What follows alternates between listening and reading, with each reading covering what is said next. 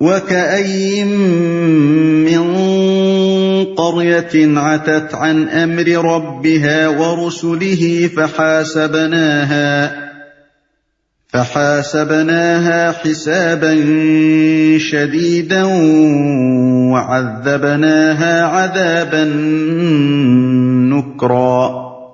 کتنی ہی بستیاں ہیں جنہوں نے اپنے رب اور اس کے رسولوں کے حکم سے سرتابی کی تو ہم نے ان سے سخت محاسبہ کیا اور ان کو بری طرح سزا دی۔ کتنی ہی بستیاں ہیں۔ اب مسلمانوں کو متنبہ کیا جاتا ہے کہ اللہ کے رسول اور اس کی کتاب کے ذریعے سے جو احکام ان کو دیے گئے ہیں ان کی اگر وہ نافرمانی کریں گے تو دنیا اور آخرت میں کس انجام سے دوچار ہوں گے، اور اگر اطاعت کی راہ اختیار کریں گے تو کیا جزا پائیں گے۔ فَذَاقَتْ وَبَالَ أَمْرِهَا وَكَانَ عَاقِبَةُ أَمْرِهَا خُسْرًا۔ انہوں نے اپنے کیے کا مزہ چکھ لیا اور ان کا انجام کار گھاٹا ہی گھاٹا ہے۔ أَعَدَّ اللَّهُ لَهُمْ عَذَابًا شَدِيدًا فَاتَّقُوا اللَّهَ يَا أُولِي الْأَلْبَابِ الَّذِينَ آمَنُوا قَدْ أَنزَلَ اللَّهُ إِلَيْكُمْ ذِكْرًا رَسُولًا يَتْلُو عَلَيْكُمْ آيَاتِ اللَّهِ مُبَيِّنَاتٍ لِيُخْرِجَ الَّذِينَ آمَنُوا وَعَمِلُوا الصَّالِحَاتِ مِنَ الظُّلُمَاتِ إِلَى النُّورِ وَمَن يُؤْمِن بِاللَّهِ وَيَعْمَلْ صَالِحًا يُدْخِلْهُ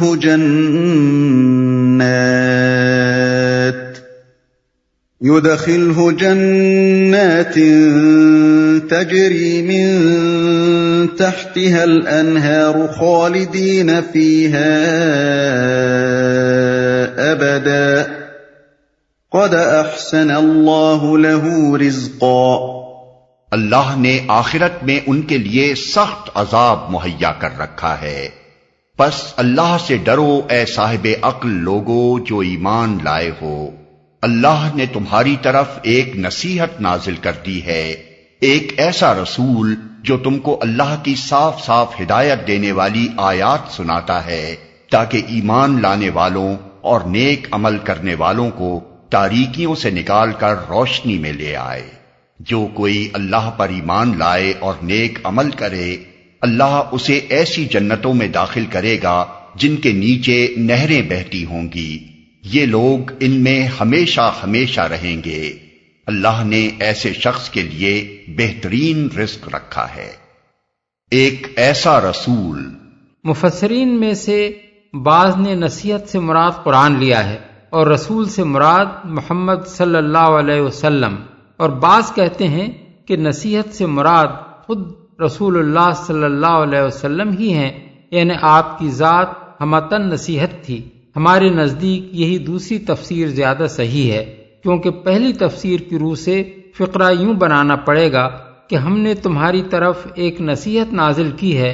اور ایک ایسا رسول بھیجا ہے۔ قرآن کی عبارت میں اس تبدیلی کی آخر ضرورت کیا ہے، جبکہ اس کے بغیر ہی عبارت نہ صرف پوری طرح بامانی ہے بلکہ زیادہ پرمانی بھی ہے۔ روشنی میں لے آئے، یعنی جہالت کی تاریکیوں سے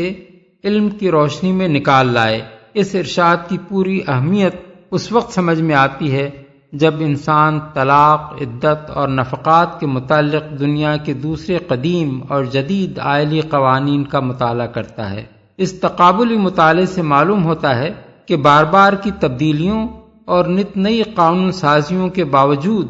آج تک کسی قوم کو ایسا معقول اور فطری اور معاشرے کے لیے مفید قانون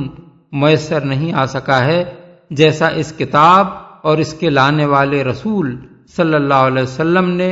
1500 سال پہلے ہم کو دیا تھا، اور جس پر کسی نظر ثانی کی ضرورت نہ کبھی پیش آئی نہ پیش آ سکتی ہے۔ یہاں اس تقابلی بحث کا موقع نہیں ہے، اس کا محض ایک مختصر سا نمونہ ہم نے اپنی کتاب حقوق الزوجین کے آخری حصے میں درج کیا ہے، لیکن جو اصحاب علم چاہیں وہ دنیا کے مذہبی اور لادینی قوانین سے قرآن و سنت کے اس قانون کا مقابلہ کر کے خود دیکھ لیں۔ اللہ الذی خلق 7 سماوات ومن الارض مثلہن يتنزل الامر بینہن لتعلموا ان اللہ علی کل شیء قدیر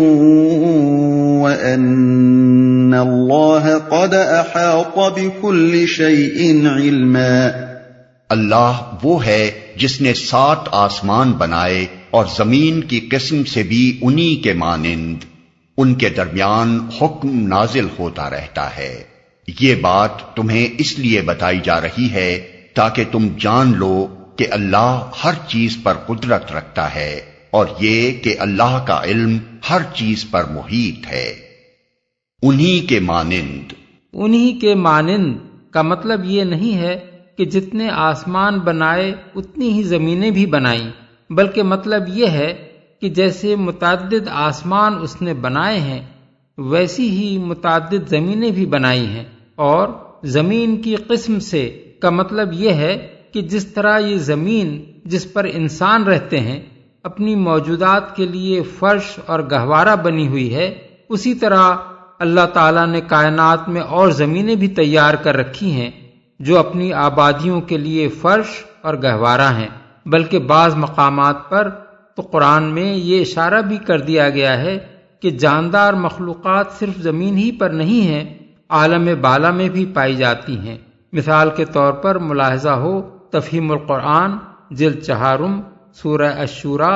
آیت 29۔ بالفاظ دیگر آسمان میں یہ جو بے شمار تارے اور سیارے نظر آتے ہیں یہ سب ڈھنڈار پڑے ہوئے نہیں ہیں، بلکہ زمین کی طرح ان میں بھی بکثرت ایسے ہیں جن میں دنیائیں آباد ہیں۔ قدیم مفسرین میں سے صرف ابن عباس ایک ایسے مفسر ہیں جنہوں نے اس دور میں اس حقیقت کو بیان کیا تھا جب آدمی اس کا تصور تک کرنے کے لیے تیار نہ تھا کہ کائنات میں اس زمین کے سوا کہیں اور بھی ذی عقل مخلوق بستی ہے۔ آج اس زمانے کے سائنسدانوں تک کو اس کے امر واقعہ ہونے میں شک ہے، کجا کہ 1400 برس پہلے کے لوگ اسے بآسانی باور کر سکتے۔ اسی لیے ابن عباس رضی اللہ عنہ عام لوگوں کے سامنے یہ بات کہتے ہوئے ڈرتے تھے کہ کہیں اس سے لوگوں کے ایمان متزلزل نہ ہو جائیں۔ چنانچہ مجاہد کہتے ہیں کہ ان سے جب اس آیت کا مطلب پوچھا گیا تو انہوں نے فرمایا، اگر میں اس کی تفسیر تم لوگوں سے بیان کروں تو تم کافر ہو جاؤ گے اور تمہارا کفر یہ ہوگا کہ اسے جھٹلاؤ گے۔ قریب قریب یہی بات سعید بن جبیر سے بھی منقول ہے کہ ابن عباس نے فرمایا، کیا بھروسہ کیا جا سکتا ہے کہ اگر میں تمہیں اس کا مطلب بتاؤں تو تم کافر نہ ہو جاؤ گے؟ بحوالہ ابن جریر عبد بن حمید۔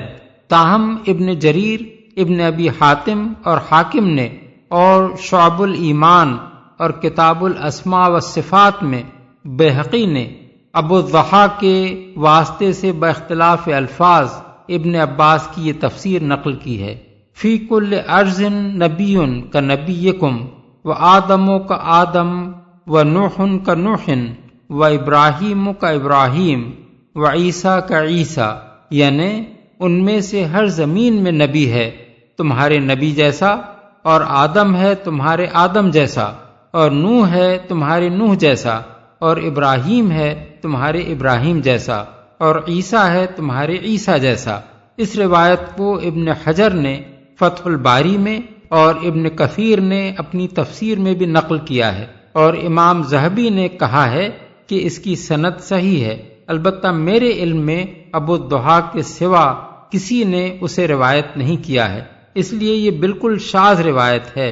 بعض دوسرے علماء نے اسے کذب اور موضوع قرار دیا ہے، اور ملا علی قاری نے اس کو موضوعات کبیر صفحہ 19 میں موضوع کہتے ہوئے لکھا ہے کہ اگر یہ ابن عباس ہی کی روایت ہے تب بھی اسرائیلیات میں سے ہے، لیکن حقیقت یہ ہے کہ اسے رد کرنے کی اصل وجہ لوگوں کا اسے بعید از عقل و فہم سمجھنا ہے، ورنہ بجائے خود اس میں کوئی بات بھی خلاف عقل نہیں ہے۔ چنانچہ علامہ آلوسی اپنی تفسیر میں اس پر بحث کرتے ہوئے لکھتے ہیں، اس کو صحیح ماننے میں نہ عقلاً کوئی چیز مانے ہے نہ شرعاً۔ مراد یہ ہے کہ ہر زمین میں ایک مخلوق ہے جو ایک اصل کی طرف اسی طرح راجع ہوتی ہے جس طرح بنی آدم ہماری زمین میں آدم علیہ السلام کی طرف راجع ہوتے ہیں، اور ہر زمین میں ایسے افراد پائے جاتے ہیں جو اپنے ہاں دوسروں کی بنسبت اسی طرح ممتاز ہیں جس طرح ہمارے ہاں نوح اور ابراہیم علیہم السلام ممتاز ہیں۔ آگے چل کر علامہ موصوف کہتے ہیں، ممکن ہے کہ زمینیں 7 سے زیادہ ہوں اور اسی طرح آسمان بھی صرف 7 ہی نہ ہوں۔ 7 کے عدد پر جو عدد تام ہے اکتفا کرنا اس بات کو مستلزم نہیں کہ اس سے زائد کی نفی ہو۔ پھر بعض احادیث میں ایک آسمان کی درمیانی مسافت جو 500 برس بیان کی گئی ہے، اس کے متعلق علامہ موصوف کہتے ہیں، ہوا من باب التقریب للافہام، یعنی اس سے مراد ٹھیک مسافت کی پیمائش بیان کرنا نہیں ہے، بلکہ مقصود بات کو اس طرح بیان کرنا ہے کہ وہ لوگوں کی سمجھ سے قریب تر ہو۔ یہ بات قابل ذکر ہے کہ حال میں امریکہ کے رینڈ کارپوریشن نے فلکی مشاہدات سے اندازہ لگایا ہے کہ زمین جس کہکشاں یعنی گیلیکسی میں واقع ہے، صرف اسی کے اندر تقریباً 60 کروڑ ایسے سیارے پائے جاتے ہیں جن کے طبعی حالات ہماری زمین سے بہت کچھ ملتے جلتے ہیں، اور امکان ہے کہ ان کے اندر بھی جاندار مخلوق آباد ہو۔ بحوالہ اکانومسٹ، لندن، مورخہ 26 جولائی سن 1969۔